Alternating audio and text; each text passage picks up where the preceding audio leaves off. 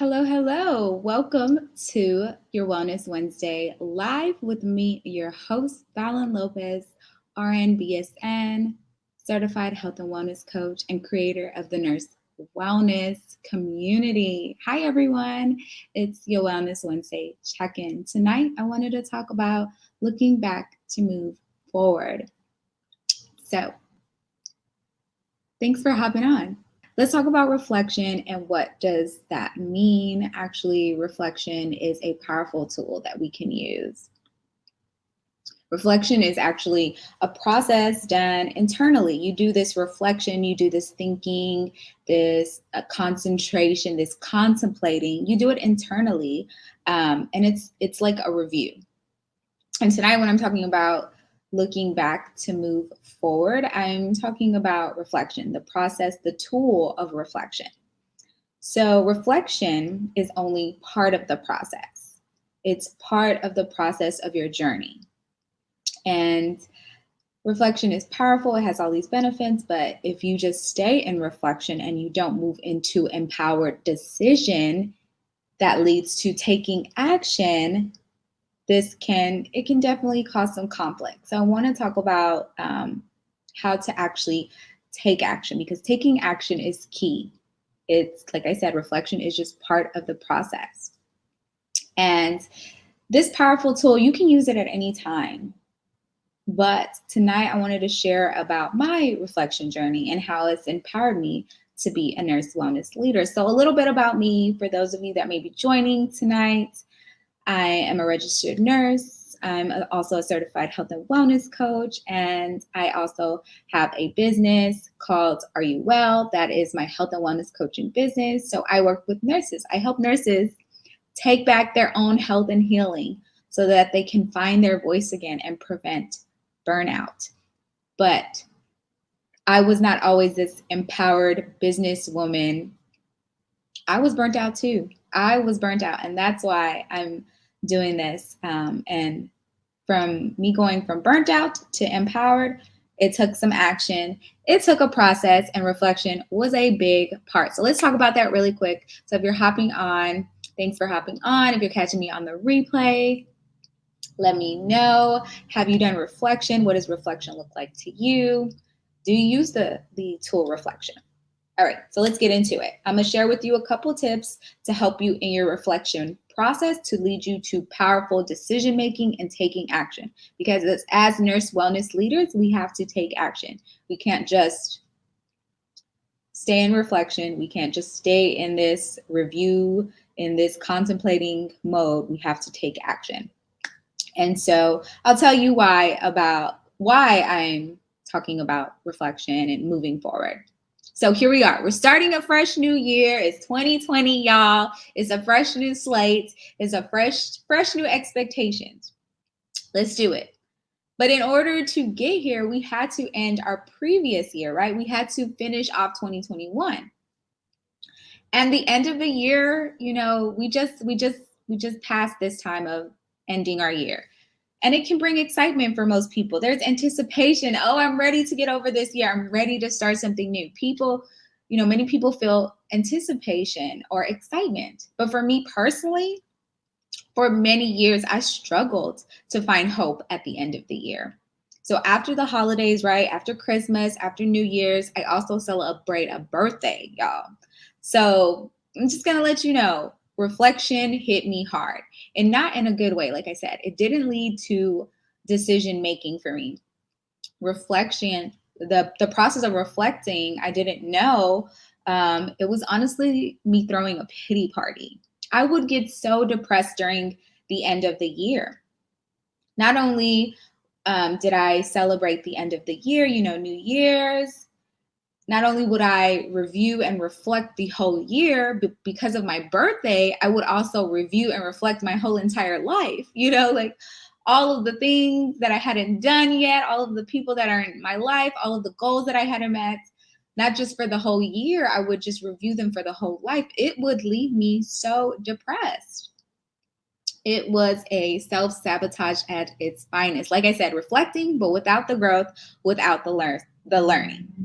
Instead of using reflection and looking back in a meaningful way to build myself up, I really had an attitude of scarcity. I honestly had an attitude of lacking. During the holidays, we're taking it back. We're looking back for a moment. During the holidays, all of the pictures of families, all of the new engagements, all of the accomplishments, on our social medias, there is a parade of all of these things on social media. And I know I'm not alone feeling like this. Let me know if you've ever felt like this. You see all of the things that people are doing, accomplishing, starting. It would leave you thinking that you have nothing to be happy for. Especially if these families, engagements, or accomplishments aren't happening in your life. You may look at these people on your social media doing the things, and if that's not happening for you, you may be thinking, well, what do I have to be happy for? And in reality, that was a self-sabotage. I was like a big old pity party, y'all. Like, what was I doing? And in reality, I had to cultivate gratitude. Gratitude changed the game for me, y'all. Gratitude is not only an attitude, it's an action, it's a whole way of being. It's a whole new way of living. But in order to get there, I had to do some internal work to get there. So I want to share with you a couple tips to maybe help you navigate this pity party into a pivot party, y'all, because we're not out here just trying to stay the same in the pity parties, in the lacking, in the scarcity mode anymore. No, we are pivoting. We are learning to pivot and show gratitude. So let's talk about it. And not only did I do this by myself, let me tell you the truth, because along with help from my therapist, support from my loved ones, and growing my faith in God, was I truly able to cultivate this attitude of gratitude and use reflection as a tool, a powerful tool to reflect, to contemplate, to review, and then take action. But there were some things I had to do. And I want to help move you forward in your nurse wellness journey, because we're so busy taking care of others that sometimes we don't have time to reflect or to focus on ourselves, to do the reflection, to do the contemplation, and then move forward. When we learn to take better care of us, we can then take better care of others. And an important way to do that healing, not only physically, but emotionally as well. Let's talk about taking that powerful decision, taking that powerful action. Okay, so number one, first step that I had to do when I did all of the reflecting, when I was at my lowest moments, when I was in the breakdown, I had to lean into the breakdown. I couldn't run away this time. So that's normally a lot of our coping mechanisms. Come on now. We run away. We try to, you don't want to be in the breakdown. So what do? You definitely, that's what you want to do. You want to run away. And so for me, the breakdown was a breakup. I had to start looking at this breakup, this breakdown. I had to start looking at this situation that it's here for a reason. What is this reason?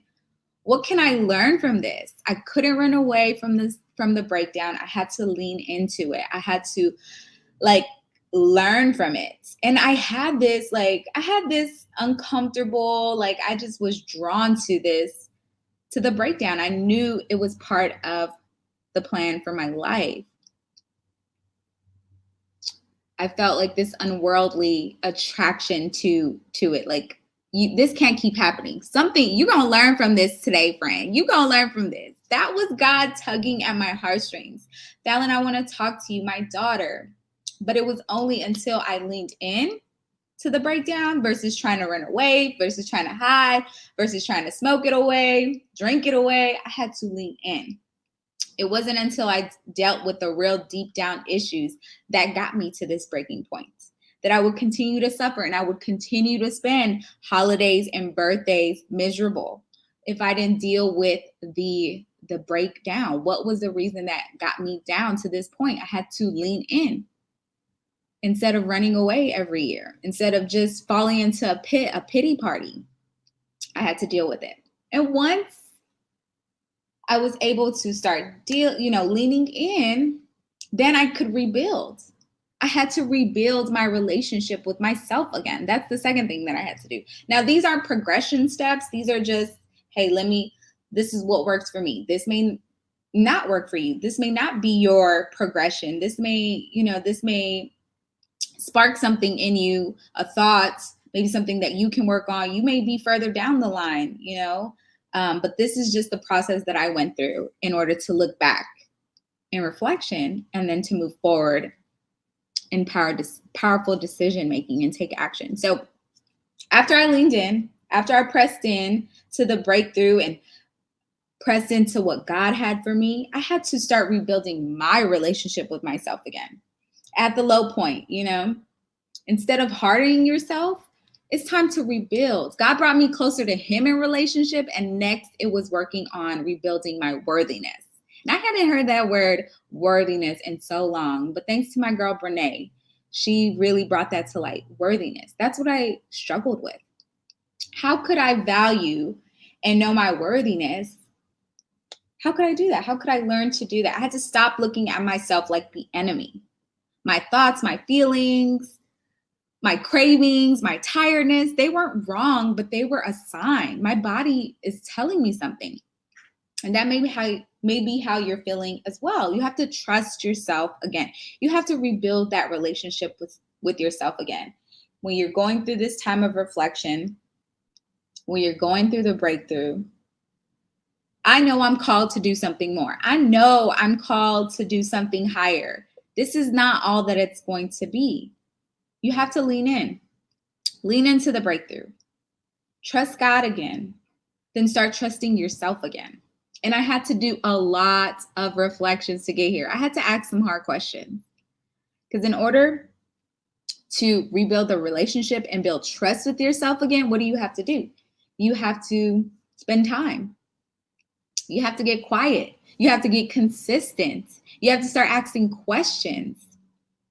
And for me, the consistency helped me rebuild my relationship again.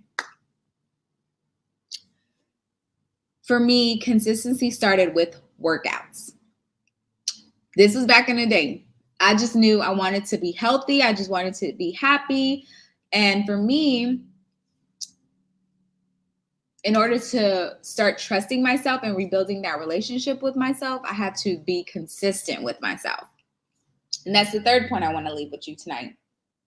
Committing to basic necessities to make me feel happy and whole and healthy again.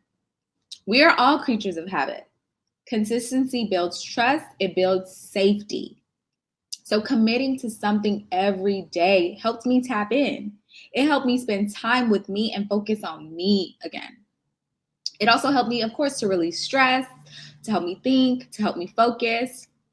And I remember my first counselor the very, very first counselor that I had as a new nurse. We just talked about stress. We just talked about how to manage stress and sleep better. That was like the basic things that I needed to do. And she was just like, come up with a regular routine of things that you could do to unwind and release stress. For me, it was the two things: running and meal prep.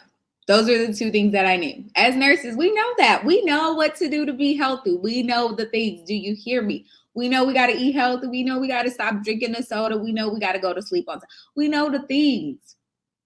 And those things were, for me, in order to rebuild the relationship with myself, those two things I had to be consistent with. And I was. They were the habits were priority to me. I took pride in taking care of myself. But I was still lacking a huge piece of building a relationship with Fallon. The mental wellness part. What is the mental wellness part, Fallon? What is the mental wellness? What do you mean? Mental health? Yes, mental health, but mental wellness. I didn't understand, yes, the actions are important. The workout is going to help me relieve stress. The eating healthy is going to make me, lose weight and feel great about myself. but I didn't understand that, yes, the actions are important. Yes, the actions that I did that I was doing was important, but how I treated myself every minute was even more important. The things that I would say to myself, the way I would look at myself in the mirror, the way that I would show up in the world, those were very important as well. Not only the actions, not only the doing, not only the things that you do, like the actions, but it's how you treat yourself. Relearning, because it really was a lot of relearning and unlearning some things and relearning. Learning I am worthy just because I am. Not because you're a nurse. You're not worthy just because you're a nurse, just because you want to do things. Not because of what I do, just because I am. Incorporating these daily practices of positive self-talk would change my thoughts. They would change my feelings. They would change my mood. Literally, you are what you say to yourself. You are what you eat as well, but you are what you say to yourself. If you show yourself love, you're going to feel love. If you show yourself acceptance, you're going to feel accepted. If you show yourself abundance and show yourself that you have everything that you need, you're going to feel complete. You're going to feel satisfied. You're going to feel content. You lean into the breakthrough. You rebuild your relationship, and you commit to daily practices. You commit to those daily things. What is it that you need? What is your needs list? What do you need to operate at 100%? We put our phones quickly before it even gets on zero. 50%. Oh, I need to charge my phone. Let me go charge my phone. Where is the charger for my phone? You're tearing up the house to recharge your phone. But what about you? What about recharging you? What about refueling you? What about making you a priority? I need sleep. Honey, that is number one. I need to be in bed by 8 p.m. I need to have my book. I need to be reading something. I need to be listening to a positive podcast. I need to spend time with God in the morning. I need to wake up and do my stretches every morning. That is what I need to be at 100%. What do you need? And that starts by rebuilding your relationship, committing to those practices that you need. And it looks different for everyone. Right now, I'm doing a morning me time challenge. I changed it from morning routine because it's me time. It ain't just a routine. Let's spice it up. It's me time, morning me time. That's what we have going on. And I shared a list with the people that participated, but honestly, it doesn't have to look the same. Like your list does not have to be the same as my list, but it's giving you like these basic foundations that you can build off of. Okay. So moving on, how to reflect, how to look back, reflect, so that you can move forward. Let's lean into the breakdown. Lean into it. What was the breakdown? What was the point that you needed to lean in? Rebuild your relationship. Commit to daily practices. And once you're able to rebuild this relationship, now you can start naming feelings. Now you can start naming those thoughts and emotions you used to hide from. Maybe you wasn't ready to name them then. Maybe you're like, hey, I am a little insecure. I am a people pleaser. Oh, I'm prideful. I am really, that is the time that you can start naming those feelings and thoughts after you do the work. Some people, you may not need to do all of that digging. You already know what you got to deal with. And I feel you too. I totally understand. But naming and facing your fears can be scary. But the thing is, you don't have to do it alone. I had to enroll in therapy, and I had to do maybe 2 to 3 different therapists. So don't worry if the first one is not for you. That's okay. You keep it moving. It's like a relationship. You find what works for you, and that's okay. I also began to look for other people who wanted to work on their mental health, people that I could actually talk to about self-improvement. Not everybody is going to be able and open to talk about these conversations, but you need to get around some people that do. And we do have, the nurse wellness leaders, the meetup every month. We do have the nurse wellness community. There's tons of other resources here on Facebook, on Instagram. You have to find your people. And you don't need a whole audience. You need just your few of people that you can talk to, those people that are going to uplift you. After you start building these practices, you can reflect and then move into action. And that's what we want you to do. So in order to start naming feelings and thoughts and actions and things like that, you had to start building a trusting new relationship with yourself, and you had to lean into the breakdown to get there. Through the breakup came the breakthrough, but you have to lean in. Stop running away from it, nurses. Stop running away from the uncomfortableness. Get you a therapy, get into therapy, get you a journal, get some friends, some good trusting friends. Not everybody's going to be your people, and that's okay too. But you have to start building that relationship with you again. Learning to trust yourself again. And especially if you're burnt out, why do you want to help people again? You have to ask yourself these questions. Especially if you're burnt out and you're ready to leave nursing. You're like, I'm done, Fallon. Why do you want to help people again? Not because you want to prove yourself, but because you actually care. Not because I want to be a good person. I am a good person. Reflect to collect. Reflect to grow. Reflect to become your healthiest, happiest selves. You deserve the pivot parties, not the pity parties. Okay. So tonight we talked a lot about a lot of things. Sorry, tongue twisted. And I want you to take away, everybody's process is different. In order to reflect, you need to definitely look back, but don't just stay back. Move forward as well. And that's something that I struggled with for a long time. But I can sit up here and finally say, thank you, Lord. I'm here. I've had my breakthrough. The breakup led to the breakthrough. I had to lean in. And I no longer have those pity parties every year. And definitely, it's been only maybe 2 years that it's been this way. But I can say that it has been a huge pivot. To stop looking at what others have, to stop looking at, what I don't have, in this lack mentality and this scarcity mentality, but taking inventory, leaning into me, rebuilding that relationship, committing to those daily necessities that I need to show up at 100. What do I need? That was how I was truly able to move forward and to take action. What is it that I want to do? Why do I want to be a nurse? And I was then able to, revive my nursing passion again. And I could sit here and say, I am proud to be a nurse. And I want to empower and I want to help support you in your wellness journey as well. My services are always available to you, so you can do the same. Lean into the breakdowns, rebuild your relationship with self. But first, it starts with those daily habits. What are you saying to yourself every day? How are you treating yourself every day? And what are the things that you are doing to nourish your nursing soul? Because we need to be nourished.